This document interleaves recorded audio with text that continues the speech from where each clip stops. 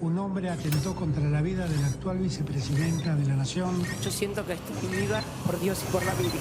Todos, absolutamente todos, asesinaron a Fernando Báez Sosa. Y espera que estalle la crisis. Esto va a ser un desastre. El dolor de estas madres y de estas abuelas no son un negocio. No queremos volver a estar en el lugar de los incumplidores, de los mentirosos. Pero tuvimos el vacunatorio VIP, tuvimos la fiesta. Nos querían imponer el Cristina Eterna y tuvimos el valor de frenarla. Yo soy un gato, dice. Mira, bobo, Mito llama la inflación autoconstruida. Y son la verdad de pedir un disculpa a los gobernantes. Que Maduro en Argentina no viene. Todos aquellos que tengan miedo, vayan a buscar otro laburo. Estamos en 2023, hay que cambiar el chip.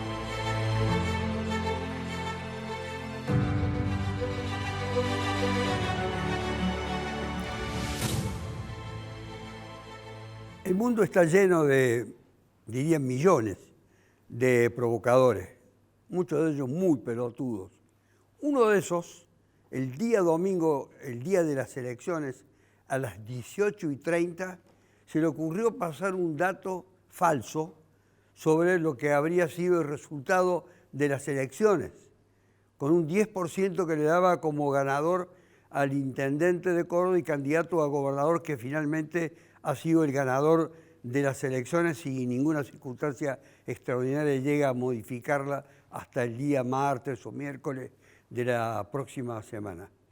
A partir de ese momento comenzó lo que sería una manifestación de escarnio institucional.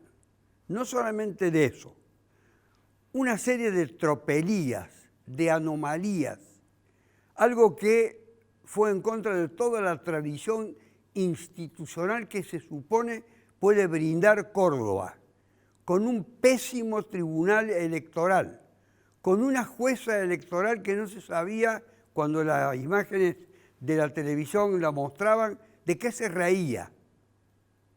Miren, yo no quiero decir de qué se reía. Miraba para un lado y para el otro. Estaba como, no digo desconcertada, tenía plena conciencia de que no estaba cumpliendo fielmente su rol, y los que la acompañaban tampoco. Eso sumió a Córdoba en la incertidumbre y fue un caso verdaderamente de vergüenza. Ahora está, afortunadamente, organizándose todo de una manera que impide que alguien hable, por ejemplo, de fraude, de alteraciones de la voluntad popular, etcétera, lo que es por lo menos un paso adelante muy significativo. El que ganó no pudo celebrar y el que perdió no pudo dar su disculpa o su salutación a quien había resultado el vencedor. Todas esas cosas. Hace un tiempo había actuado acá en Córdoba y había perdido participando en la interna de Juntos por el Cambio el expresidente, uno de los peores presidentes de la historia, Mauricio Macri. Había participado en la interna y quienes habían sido los candidatos de él habían perdido en Córdoba. Volvió otra vez a insistir que Córdoba era su tierra, era su terruño, era el lugar donde él se sentía más acompañado. Bueno, volvió a perder. Es decir, Córdoba, en definitiva, a Mauricio Macri lo jubiló. Ya no tiene aquella supuesta, diríamos, superioridad desde el punto de vista electoral, y el predicamento que él también suponía era decisivo a la hora de tomar determinaciones por parte de los ciudadanos de Córdoba, de los pobladores de Córdoba. Así fui marcando algún par de apostillas, la cara de la jueza, el fracaso de Macri, la imposibilidad de, a las 2:30 de la mañana, de que alguien pudiera decir, con toda razón, soy el ganador, soy el gobernador electo, y otro decir, bueno, sos el ganador, y te voy a dar un, si es que era capaz de dar o no, capaz de dar un abrazo, porque hay algunas prácticas que parece que se van sepultando en la Argentina de hoy. Todo eso ocurrió en cuestión de horas, sumándonos a todos nosotros en la incertidumbre en el desconcierto y sobre todo en la vergüenza, para que al día siguiente la prensa nacional se ocupara de nosotros de una manera que no es precisamente honorable para los cordobeses. Hubo, para terminar con estas apostillas, algo muy significativo: el resultado electoral de la llamada Pampa Húmeda. La calidad de los propietarios de los grandes centros de producción agrícola ganadera de Córdoba, los patrones, los que acumulan grandes beneficios económicos, los que tienen guardados dólares, los que compran los automóviles más lujosos, los más ostentosos, las camionetas más poderosas, los que compran casi todos los inmuebles de la ciudad de Córdoba, cuyos hijos pueblan todos los días todos los boliches de Córdoba, la cantidad enorme que hay de boliches con enorme también cantidad de consumidores de alcohol y de algunas otras sustancias que no son solamente alcohol. A pesar de haber recibido del gobierno de Córdoba puentes, caminos, acueductos, le dieron todo, le brindaron todo, incluso jugaron a favor de ellos para que no tuvieran más retenciones. Y sin embargo el resultado electoral mostró la falta de lealtad de esta gente, la falta de reconocimiento de esta gente para quienes le habían brindado todo ese apoyo. Miren, si seguimos enumerando, me voy a quedar sin poder decir todo lo que yo quiero decir y lo que tienen que decir nuestros invitados de hoy, que son, en definitiva, los que ustedes quieren escuchar. ¿Es así, Galván? ¿Qué tal? No es así lo que dije yo. Digo, es así lo que ustedes quieren escuchar. Galván tiene un programa, además, acá. Sí, señor. En nuestro Epicentro se llama el programa. Sí, señor, así es. Por sobre todo, gracias por la invitación. No, al contrario, nos sentimos honrados de tenerlo en el programa. Muchas gracias. Sí, es llamativo, o no tanto, que en una zona donde el gobierno provincial ha puesto tanto empeño, un sector social que se han ocupado mucho desde el oficialismo de ponderar, de proteger, de asistir, de ayudar, no le ha ido tan bien el resultado. Me parece que esto es como, yo diría, las señoras o señores que se jubilaron por moratoria y votaron a Macri que estaba en contra de la moratoria, ¿no? Yo diría que hay una cuestión que tiene que ver con lo ideológico. Y el sector social al que nos referimos de Córdoba es un sector más bien antiperonista. Se nota. Una vez más vota incluso contra un peronismo que hace casi todo lo que ellos quieren. No les alcanza. Porque una es que no les alcancen los recursos o los beneficios que obtuvo del gobierno provincial, que son importantes, que son cuantiosos, como usted decía, doctor, sobre la política sobre retenciones nacionales que ha tenido el gobierno, el peronismo cordobés, no les alcanza porque lo que no quieren es que gobierne un peronista, me parece. No quieren que gobierne un peronista. Sí.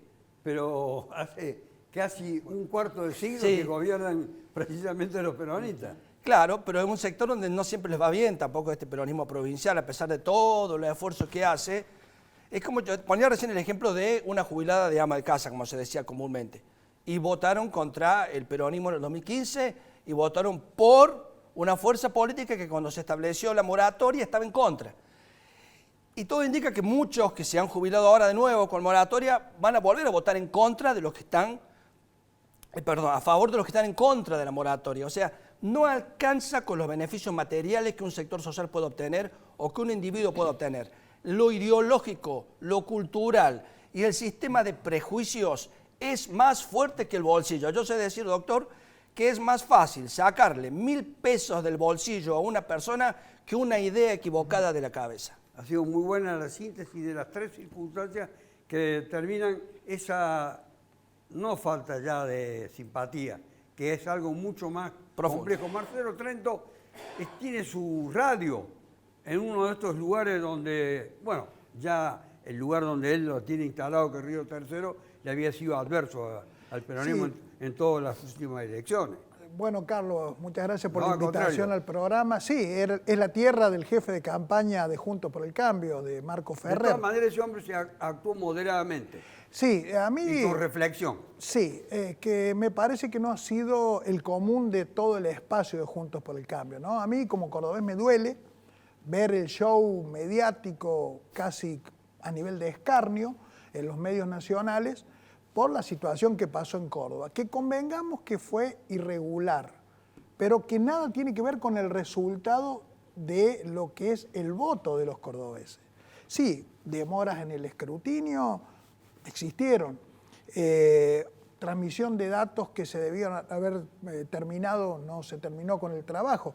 Responsabilidad de la justicia electoral y del Poder Ejecutivo, del Poder Judicial, que era el encargado. Quiero aclarar bien eso. El Poder Ejecutivo y el Poder Legislativo no tienen absolutamente nada que ver con el desarrollo de ese acto. Total responsabilidad del Poder Judicial. Pero en cuanto a la voluntad del que fue a votar, no estuvo nunca en tela de juicio, en riesgo, la voluntad del que votó. ¿Por qué? Porque todos los partidos tienen actas, los fiscales generales, o sea, lo que es importante y trascendente, que es el voto de los cordobeses, siempre estuvo asegurado.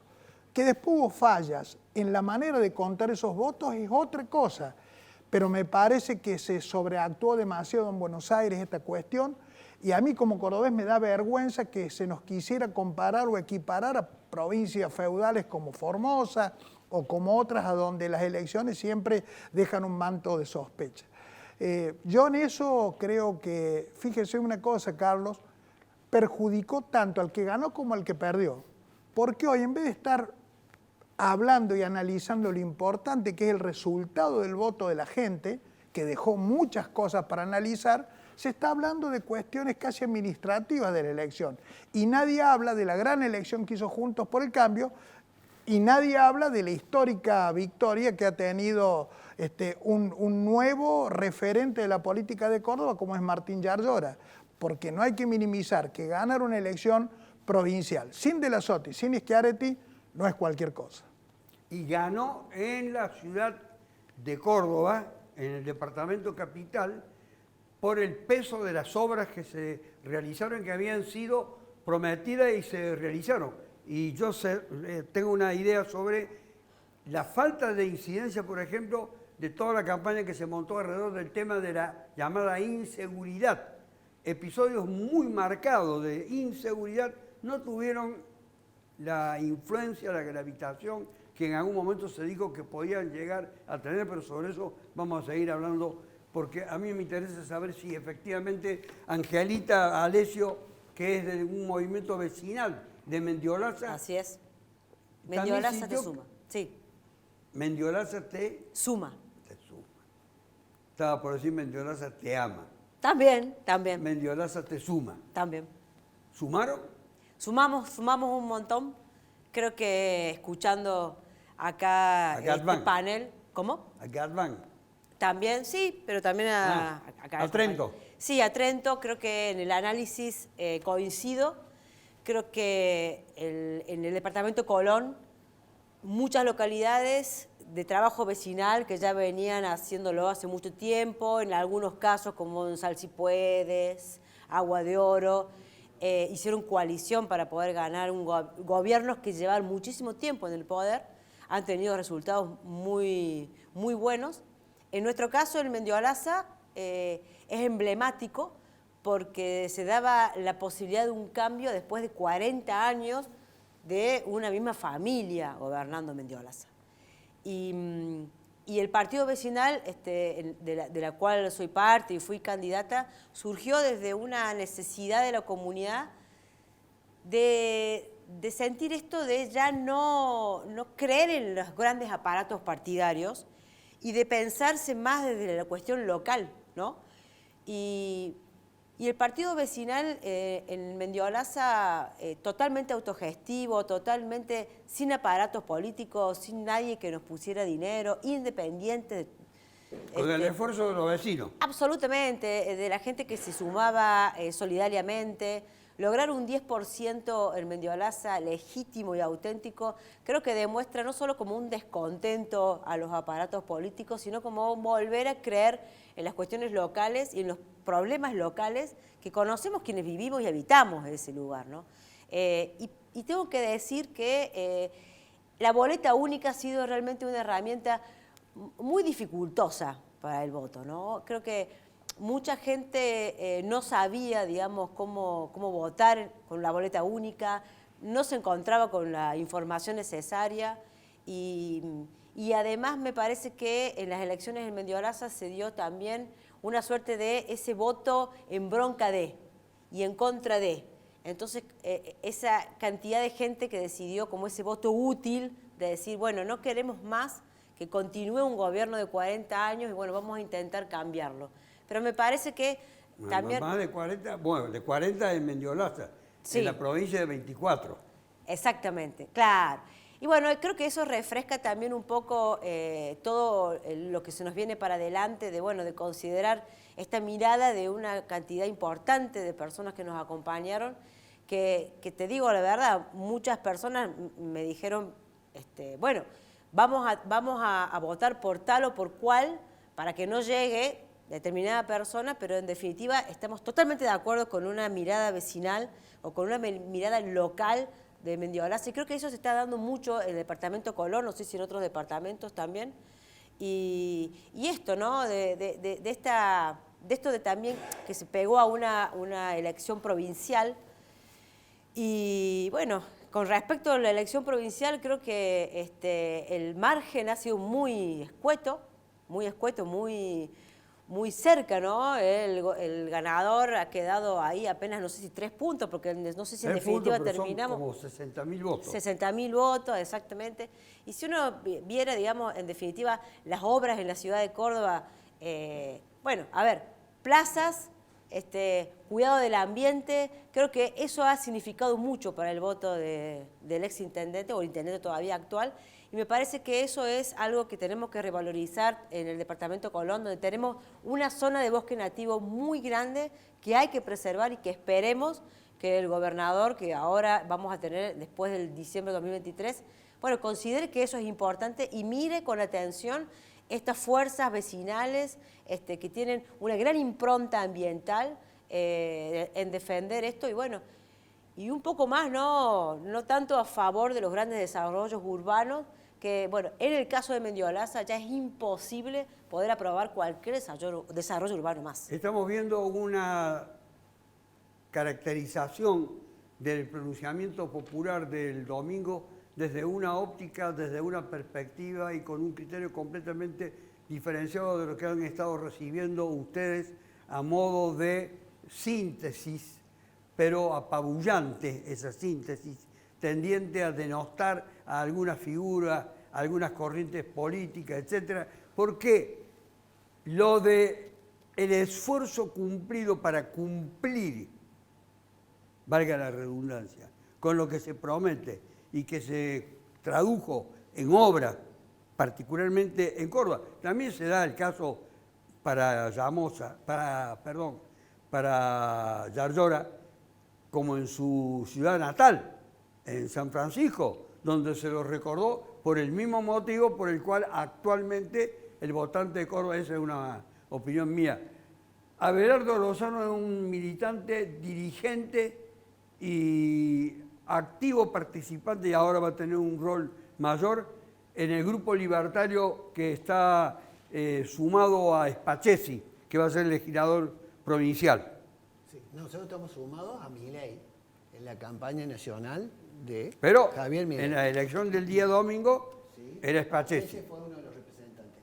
Pero no había sido aprobada su candidatura por Javier Milei, que pedía que fueran unificadas todas las fuerzas libertarias. ¿Y cuál fue el impedimento para unificar esas fuerzas libertarias? El personalismo de los distintos dirigentes que no llegaron a un acuerdo para ir juntos. Eso fue.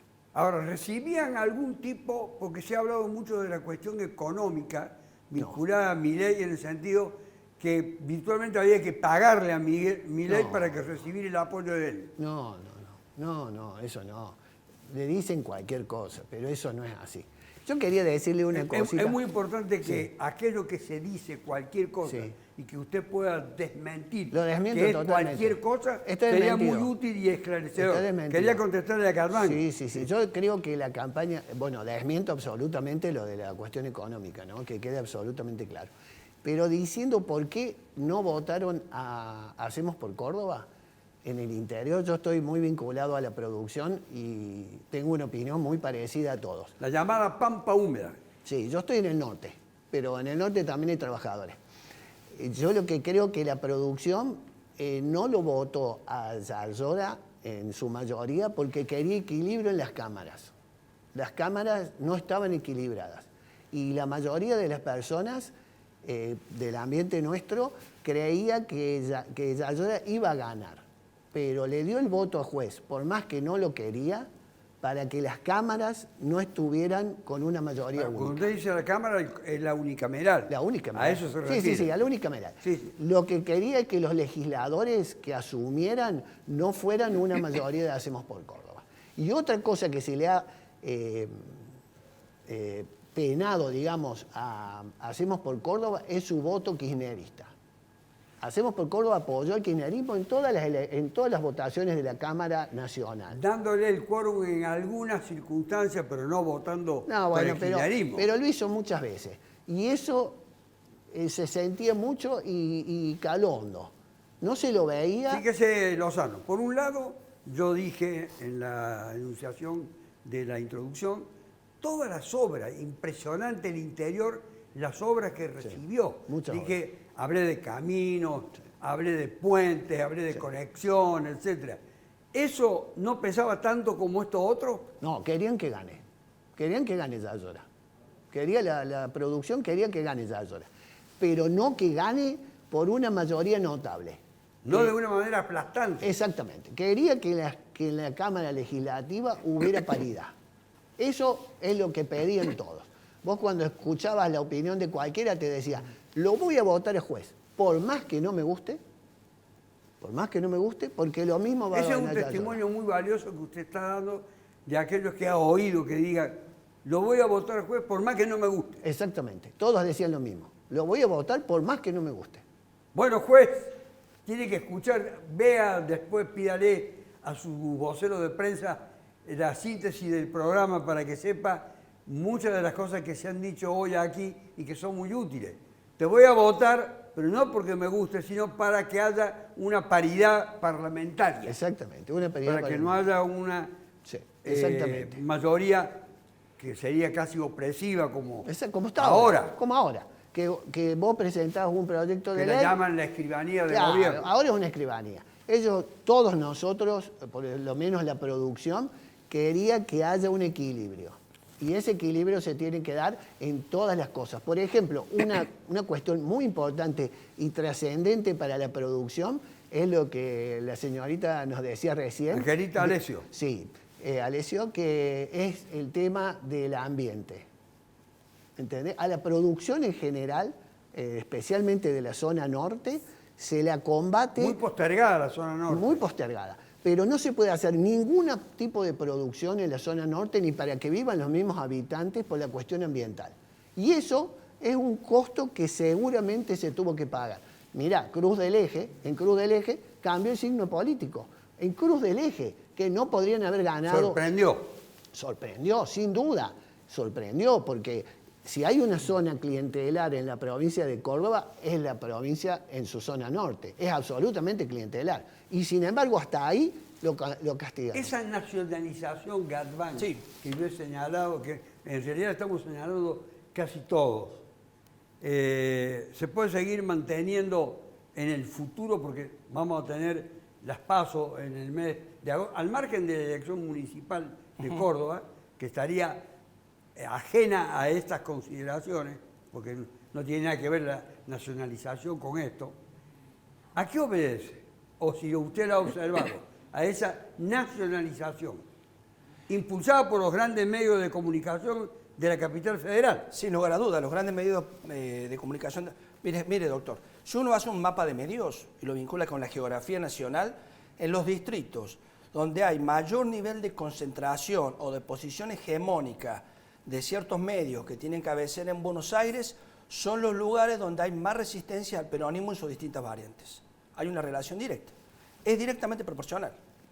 Y Córdoba es uno de los territorios donde hay mayor grado de concentración de medios, que responden a terminales de la ciudad de Buenos Aires. Es notable, es aritmético, es matemático. Es matemático. Mayor concentración de medios que responden a una visión del país asociada a una visión muy porteña, centralista y finalmente antiperonista, en esos lugares el peronismo tiene más dificultades. Aunque haga los deberes, aunque promueva la producción, aunque le cuesta llegar.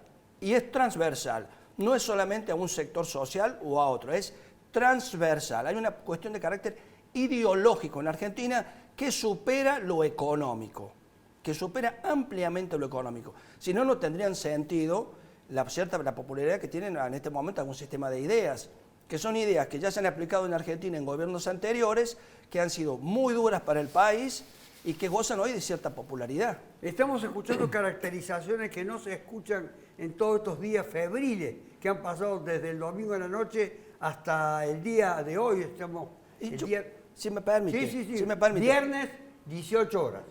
A mí no me parece correcto, no comparto hablar de posición clientelar hacia una región de la provincia de Córdoba que es tan valiosa para los cordobeses, tan rica para nuestra historia y que en un momento fue un sector productivo, muy productivo, que se vino abajo cuando en Argentina se plantearon políticas liberales o neoliberales y entre otras cosas se desmanteló el sistema ferroviario. Eso ha sido en esa región una de las políticas más destructivas. Y era una zona industrial. Nosotros a la industria la tenemos que proteger como la protegen los países centrales. Los países desarrollados no son países desarrollados porque son liberales. Si fueran liberales no serían desarrollados, serían subdesarrollados como nos pasa a nosotros, porque en nuestro país si algo se ha aplicado y si algo hemos tenido son ministros liberales. Hemos tenido una sobreoferta de ministros liberales en Argentina. ¿Y cómo es el desarrollo del Trento de Río Tercero? Bueno, en Río Tercero se dio una particularidad, ¿no? Hace un mes y pico hubo PASO, es el único municipio que tiene elecciones PASO. Allí ganó claramente el oficialismo municipal, Marco Ferrer, que va por la reelección, ganó con casi el 50% de los votos. Pero en la ciudad de Río Tercero fue casi un empate técnico en la elección para gobernador. ¿Qué quiere decir esto? Que la gente, ¿cuál es la explicación de eso? Es que la gente tiene muy claro, vota de una manera para lo que es municipal, para su día a día, para su vida cotidiana, y ve algunas elecciones más exógenas como la provincial o la nacional y vota totalmente distinto. No hay un voto ideológico, hay un voto, me parece, que tiene que ver con la perspectiva individual que tiene cada ciudadano. Sería, utilitario. Podríamos llamarlo así de ese modo. Sí, se podría decir utilitario, sí. Y se expresa, si no, no se entendería cómo en una elección provincial gana un signo político y cómo en una municipal gana otro. En Río Tercero lo remonto un poco a la historia. Toda la vida ganaron las administraciones radicales en Río Tercero, pero en la elección provincial siempre ganó De la Sota, siempre ganó Schiaretti, siempre ganaron el departamento tercero arriba, y usted me dice, ¿y cómo puede ser esto? Y sí, y las ciudades grandes del departamento como Almafuerte es radical, Río Tercero es radical, Hernando es radical, y sin embargo, casi fue, en la ciudad de Río Tercero fue un empate técnico. En el departamento ganó bien Juntos por el Cambio. Pero a mí me da la sensación también de que en los distintos escenarios provinciales están relacionados muy a lo personal. ¿A quién es el candidato? Más allá de la ideología. Ya vamos a volver sobre eso porque es un tema muy significativo. ¿Sí? Nosotros también desde este espacio, desde nuestro esfuerzo, el canal C Argentina, que ahora está extendido en todo el territorio de la provincia de Córdoba, en todo el territorio del país y hasta en Uruguay. Es decir, es todo un desarrollo, verdaderamente una hazaña comunicacional para tratar de evitar esa influencia, a mi entender, nefasta de algunos medios que están muy bien direccionado. Hacemos una pausa y ya volvemos.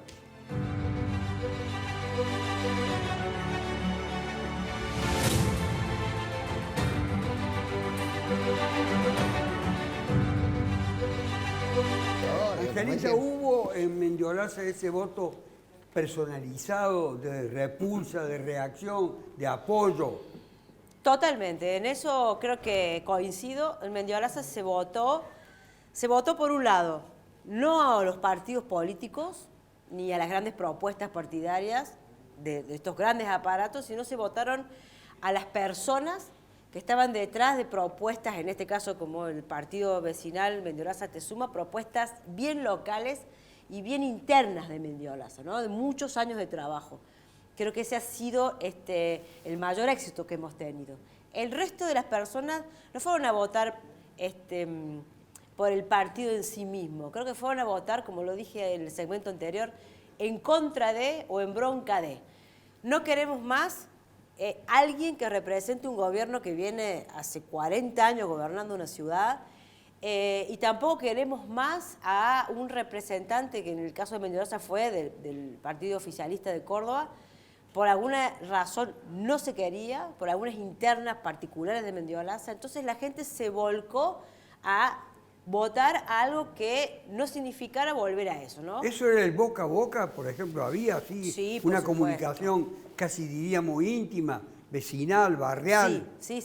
Inclusive, como lo dije antes, mucha gente fue esto de el voto útil en los últimos 10 días de las elecciones era, bueno, ¿a dónde pongo el voto para que no gane tal y tal?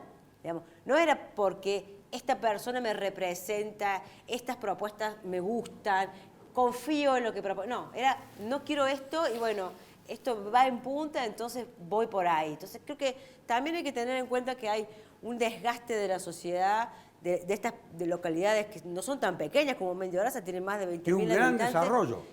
Muy grande, que creo que hay que atender, y creo que también coincido en que en el caso del tramo municipal se votó de esta manera, y en el tramo gobernador se votó bastante como se estuvo diciendo acá en el panel.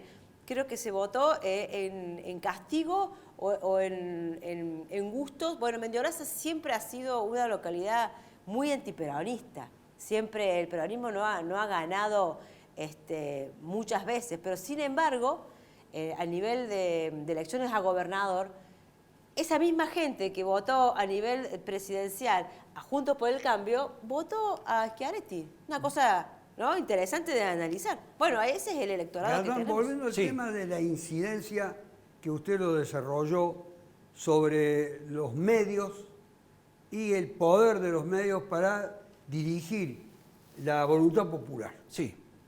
Eso me interesaría que si lo puede remarcar más específicamente. Mire, yo vengo estudiando el tema hace décadas y he encontrado una relación, incluso estudiando el tema en otros países, particularmente en los países europeos, he encontrado que hay una relación entre los procesos de privatización de los medios en Europa, y que acá, obvio, de privatización de los medios, que en Europa eran esencialmente públicos, porque la televisión básicamente en Europa creció pública, Italia es un ejemplo muy importante, Suecia también, Inglaterra. Si hay un ejemplo de medios públicos de Inglaterra.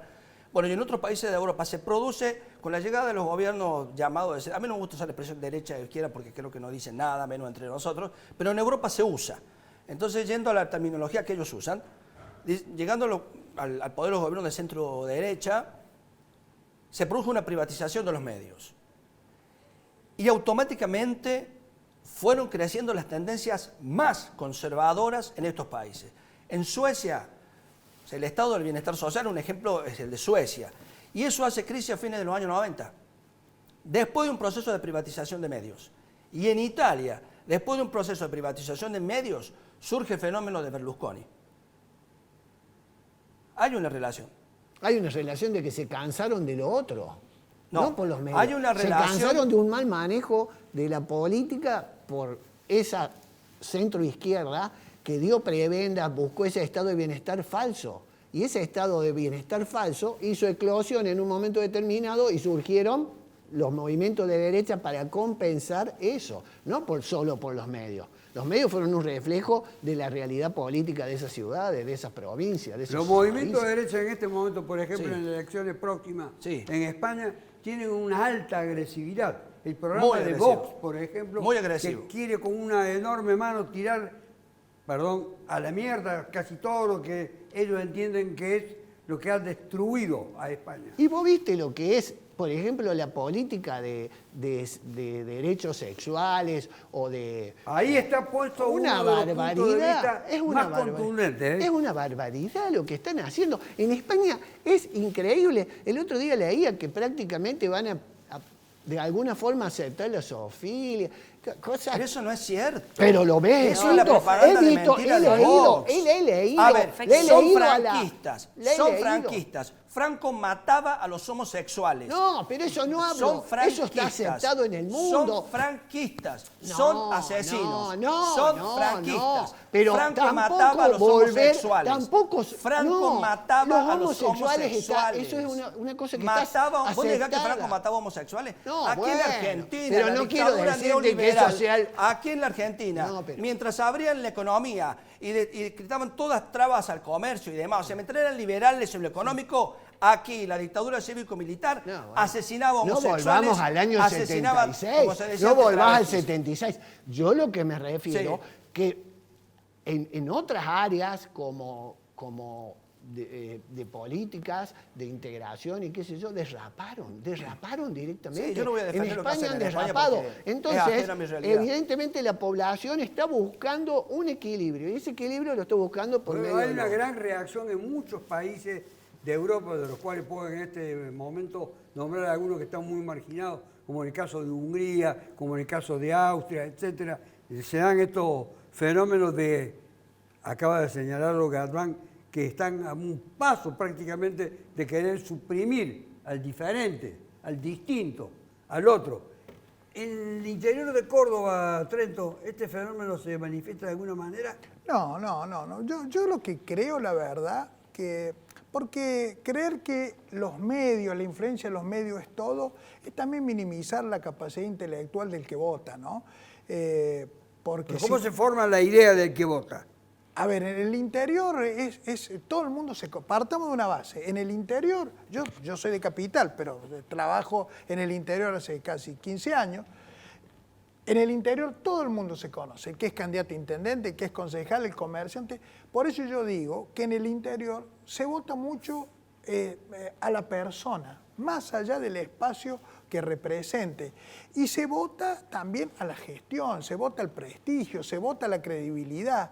Y los partidos han pasado a ser actores secundarios, son el soporte para que se lo vote, pero no representan nada en sí mismo un partido. La gente vota a la persona. Usted, Lozano, dijo, antes de empezar el programa me lo dijo, que se iba a hacer cargo de la responsabilidad de ser el coordinador de la campaña electoral de Milei en Córdoba. Exacto. Eso es una cosa que ya está definida. Sí. Bien.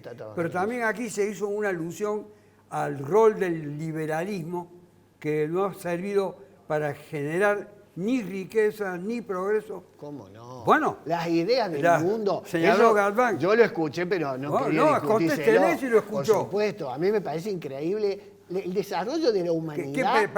¿Qué es lo que le parece increíble? Que lo diga, sin ninguna duda. Pues si lo dice porque lo siente, lo cree, lo piensa. Bien, yo acepto. Soy amplio y acepto que cada uno piense lo que quiera. Ahora, la libertad en todas sus expresiones ha sido lo que ha hecho desarrollar al mundo.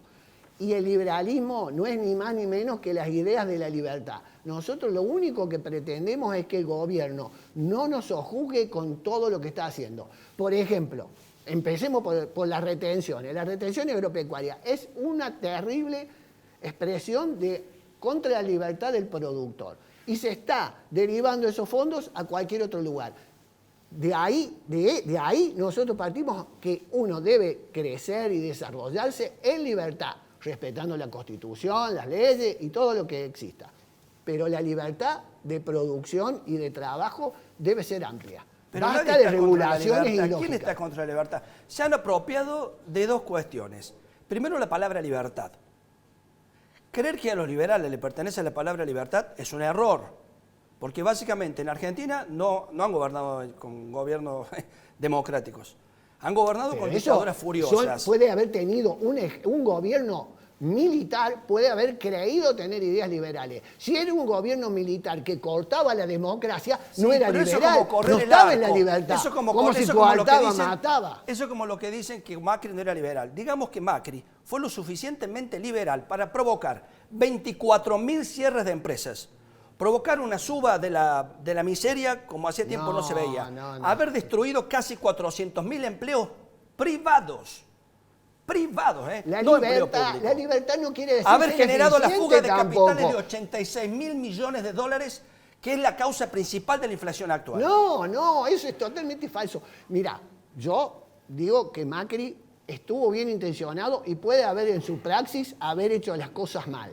Reconozco que no le salieron bien. Menos mal, si no, ¿cómo terminábamos? No, pero yo te digo, no reconozco. Pero yo creo que Macri estaba bien intencionado y que las políticas, si hubieran seguido en el tiempo, hubieran dado sus resultados. Ahora, eso a pensar que otros gobiernos, como un gobierno militar, era liberal, no, le habían puesto ese sello, porque también la prensa, como vos le estudiaste bien, te cataloga a Martínez Dios como liberal. ¿Por qué? ¿Por qué lo catalogaron Él se de definía liberal? como liberal. Él se definía como liberal. Yo me puedo autopercibir también gallina y no soy. Roque Fernández. ¿Eso qué quiere decir? Roque Fernández hoy es el principal asesor de Javier Milei. Un muy buen asesor. Es liberal, ¿quién lo va a poner en duda? Sí, sin ¿Cómo duda. dejó el país Roque Fernández en sus casi 5 años de Ministerio de Economía? Escúchame.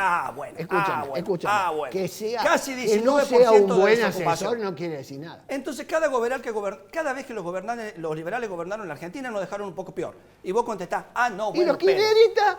bueno, ¿Y los kirchneristas cómo lo dejaron? bueno, no han destruido. Yo lo que digo es la libertad. Yo te pido que Yo me digo digas, que decime el principio 5 de años consecutivos de crecimiento de la economía. 5, nada más te pido. ¿Algunos gobernaron los liberales? 5 años de Si no crecimiento. han gobernado prácticamente nunca los liberales. Siempre gobernaron. Desde Bernardino Rivadavia, que se definía como liberal, gobiernan los liberales. Han gobernado la mayor parte de estos ¿Vos siglos. decís que durante 5 toda la años. época peronista gobernaron los liberales? No. ¿Y entonces cuándo si hace 50 años que tenemos prácticamente gobiernos militares o gobiernos peronistas? Con los militares y con gobiernos civiles también gobernaron. ¿O acaso el gobierno de la Rúa no era liberal? No, pero mira, no nos basemos en la historia pasada. Yo te Veamos pregunto, el futuro. decime algo bueno yo digo, que un ministro de Economía liberal le dejó al pueblo argentino. No, yo no me voy a remitir a la historia. Decime una cosa buena, ahora, en el porque futuro, yo te voy a cosas decir que buenas se va a mejorar. que dejaron los otros ministros, pero vos no me podés decir ninguna. Una última referencia sobre los habitantes de su pueblo. Bueno, antes de... Perdón, una pregunta, pero pueda decir la que está pensando. Si tiene algo de incidencia lo que ocurre en la ciudad de Córdoba, en Mendiolaza. Bueno, sí. Pero, Quiero saber eso. Sí, pero antes quería decirle diga lo que 25 pensaba años decir. de docencia universitaria en la Universidad de Córdoba y de Villa María, creo que no aceptar que en la dictadura militar ha habido una política económica neoliberal, hay muchos libros y teoría, y bueno, la práctica propia, ¿no?, que da muestra de eso. Más allá, yo respeto que estás diciendo algo que, bueno, de alguna manera quiere cambiar eso, pero ha sido una política neoliberal. Vos al 76, él también se remitió a Rivadavia. Yo digo, las ideas están bien en el momento en el que vos las aplicás, posiblemente. Yo ni siquiera sé qué pasó en el año 76, porque todos éramos muy jóvenes. Ahora, considerar a Martínez Dios con una tablita de la evaluación de dólares que se las pasaba a los otros, era corrupción.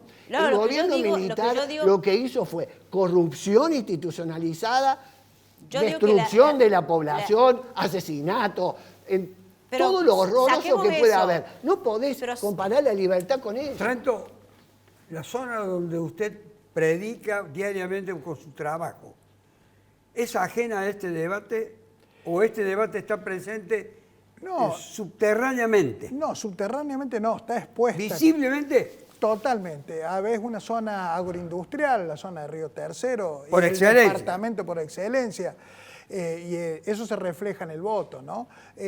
Lo que no podemos por ahí percibir o entender es por qué, siendo que el gobierno provincial con Schiaretti y con De la Sota siempre ha defendido a rajatabla al campo y ha tomado una serie de medidas, se expresó firmemente, explícitamente en contra de las retenciones. Sin embargo, fue castigado violentamente por el voto del campo. Entonces, tenemos que buscar la razón. ¿Y por qué votó así alguien que ha sido defendido por un gobierno provincial? Y ahí podemos ver que sí tiene influencia los medios. Yo dije, no sé si lo dije en el corte o lo dije acá al aire, que ha sido muy buena la estrategia mediática de Juntos por el Cambio, ¿no? Sí. Porque al no poder insistir en falencias más allá de la inseguridad, que es un problema del país más que de la provincia, con la gestión, por la cantidad de obra pública que tiene, por la gestión de Yarlora en la ciudad, bueno, buscaron una estrategia que es pegar a Yarlora al kirchnerismo, que hoy es demonizar a alguien. Pero eso es, contrariamente también a lo que dijo Lozano, en un momento determinado, a mi entender, no a entender de Lozano, es completamente falso, nos tenemos que ir, concluye el programa, y hay algo que me parece muy importante respecto al desenlace de las elecciones municipales en Córdoba, porque se va dilatando a medida que no se defina de una manera clara, transparente, que creo que va a ser en 5 o 6 días. 2.000 mesas se habían escrutado en el día de hoy sobre 9.000. Es decir que no sé si con mucha suerte podríamos llegar al final. 5 o 6 se podría llegar a eso. Sí, como ustedes advierten, hubo una sola candidata, los demás no han sido candidatos y se ha hecho un debate muy rico con las perspectivas de cada uno, la formación ideológica de cada uno y también las caracterizaciones de cada una de las zonas. Lo único que me queda a mí por extraño, lo voy a decir en el próximo programa, es que acaba de ratificar Schiaretti en una carta su voluntad de ser candidato a presidente con la afirmación rotunda de que va a eliminar valga la redundancia, va a eliminar las retenciones del campo, ese campo que le dio la espalda a justamente la fuerza que él lidera. Esto es algo muy extraño, pero también rescato esa caracterización que hizo Lozano de la distribución, de la representación popular a los fines de que en la unicameral no hubiese un predominio monopólico. Exacto. Sería así. Hay mucho para discutir sobre el tema. Gracias a todos. Gracias. Han sido muy amables, muy útiles, muy valiosos y piensen este fin de semana. Una inflación autoconstruida. Y son la verdad de pedir un disculpa,